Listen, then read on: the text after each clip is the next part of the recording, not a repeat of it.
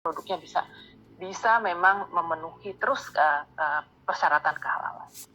Baik Bapak dan Ibu sekalian, karena hari ini kita bicara tentang masalah pasar global, maka saya akan sampaikan sedikit tentang tantangan dan pengalaman LP POM MUI selama ini dalam memenuhi persyaratan pasar global. Jadi kalau tantangan ke depan tentunya kita bisa melihat untuk masuk ke pasar global, yang pertama adalah kita tentu harus sebagai negara pengekspor harus paham persyaratan sertifikasi halal di negara yang dituju. Jadi kita mau ke Uni Emirat Arab misalnya, persyaratan halalnya apakah memang dipersyaratkan, persyaratannya halalnya seperti apa, atau kita mau ke Malaysia, persyaratannya seperti apa, tentunya harus kita ketahui karena masing-masing negara punya peraturan atau punya persyaratan sendiri-sendiri. Nah, beberapa negara masih belum memiliki aturan yang jelas tentang persyaratan halal untuk produk impornya.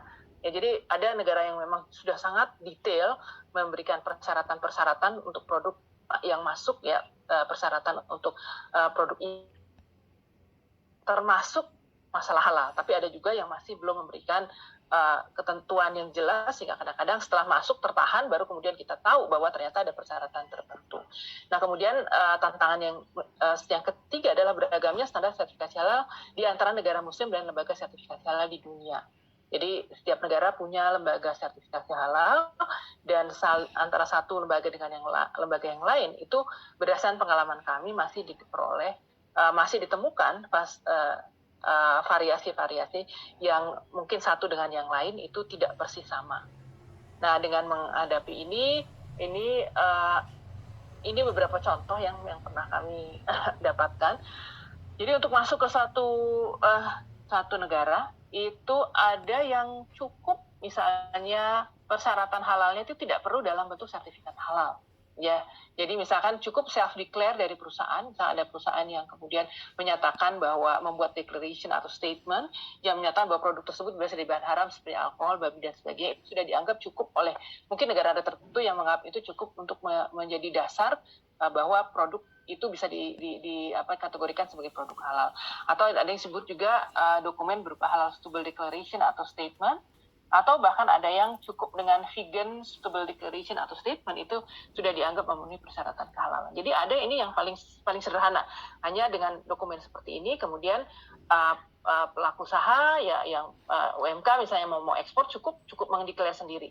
Tapi ada negara yang juga kemudian mempersyaratkan ada sertifikat halal. Jadi sertifikat halal ini juga bertingkat.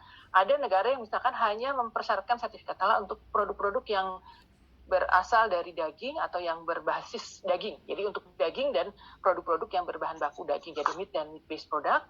Kemudian ada yang animal-based product, selama memang berasal dari produk hewani itu harus bersertifikat halal, atau bahkan ada yang kemudian mempersyaratkan untuk semua jenis produk. Nah, kemudian jenis sertifikat halalnya juga berbeda. Ada yang memang ya pokoknya diterbitkan oleh lembaga Islam, ada yang harus diterbitkan oleh lembaga sertifikasi halal dari negara asal, ataupun mungkin bukan dari negara asal, selama lembaga sertifikasi halal itu diakreditasi atau diakui oleh negara tujuan ekspor. Nah, ini beberapa dokumen yang pernah kami temukan yang kemudian harus dipenuhi oleh pelaku usaha. Nah, beberapa pengalaman yang ditemukan oleh LP POM MUI, kami pernah menghadapi kondisi di mana ada beberapa produk yang diekspor ke UAE dan ditolak. Ternyata setelah ditelusur, ternyata lembaga sertifikasi halal saat itu LP POM MUI tidak terdaftar di list lembaga yang diakreditasi oleh lembaga akreditasi dari Uni Emirat Arab.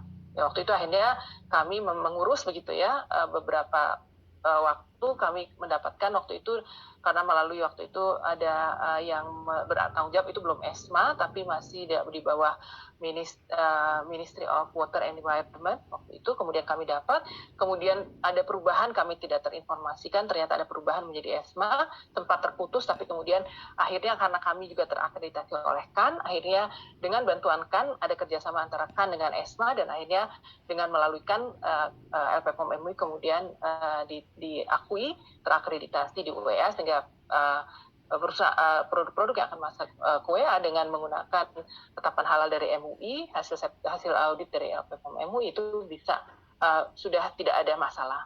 Kemudian kami menemukan juga ada beberapa perusahaan yang mengekspor seperti ke Kuwait, Qatar, ataupun bahkan ke UEA perlu menyerahkan shipment letter dan sertifikat halal dengan masa berlaku waktu tertentu. Dulu sertifikat halal MUI berlakunya hanya 2 tahun, kemudian sertifikat halal BPJPH saat ini 4 tahun, tapi ada negara-negara tertentu yang mengharuskan.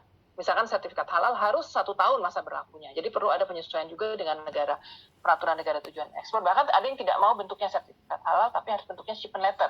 Jadi per pengiriman harus ada dokumen yang menyertai.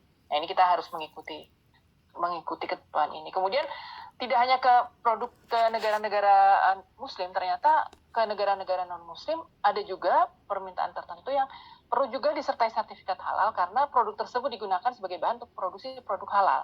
Jadi misalkan kita mengekspor ke Thailand, misalnya Thailand bukan negara Muslim, tapi mereka punya industri yang menghasilkan produk halal. Oleh karena itu bahan baku yang masuk ke Thailand yang akan digunakan oleh industri yang menghasilkan produk halal, maka itu menjadi penting juga untuk bersertifikat. Seperti itu. Jadi itulah menjadi sertifikasi halal menjadi penting untuk masuk pasar global ya, baik negara Muslim ataupun juga yang non Muslim.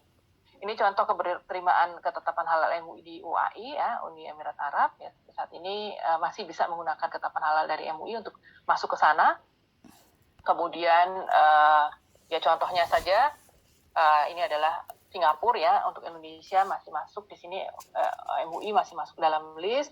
Kemudian seperti di Jakim ya, ini juga masih masuk juga, sehingga dengan menggunakan ketetapan halal dari MUI masih bisa digunakan untuk masuk negara tersebut.